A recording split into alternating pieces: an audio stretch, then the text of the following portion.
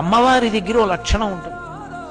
ఏమిటా లక్షణం అంటే, అమ్మవారి భక్తుడైనటువంటి వాడు ఎక్కడుండనివ్వండి, వాడు దీనుడై అంటే తనని తాను రక్షించుకోవడానికి కావలసినటువంటి ఉపకరణము లేనివాడుగా పైకి కనపడినా ఆయనకున్న పెద్ద ఉపకరణం ఏమిటో తెలుసా?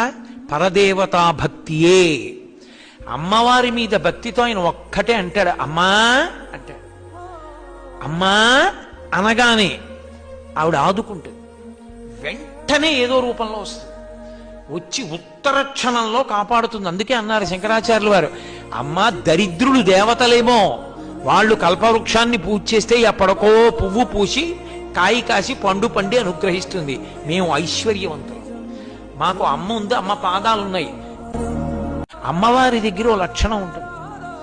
ఏమిటా లక్షణం అంటే, అమ్మవారి భక్తుడైనటువంటి వాడు ఎక్కడుండనివ్వండి, వాడు దీనుడై అంటే తనని తాను రక్షించుకోవడానికి కావలసినటువంటి ఉపకరణము లేనివాడుగా పైకి కనపడినా ఆయనకున్న పెద్ద ఉపకరణం ఏమిటో తెలుసా?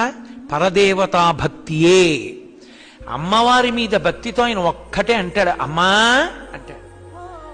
అమ్మా అనగానే ఆవిడ ఆదుకుంటుంది, వెంటనే ఏదో రూపంలో వస్తుంది, వచ్చి ఉత్తర క్షణంలో కాపాడుతుంది. అందుకే అన్నారు శంకరాచార్యులు వారు, అమ్మ దరిద్రులు దేవతలేమో, వాళ్ళు కల్పవృక్షాన్ని పూజ చేస్తే ఎప్పటికో పువ్వు పూసి కాయి కాసి పండు పండి అనుగ్రహిస్తుంది. మేము ఐశ్వర్యవంతులు, మాకు అమ్మ ఉంది, అమ్మ పాదాలున్నాయి.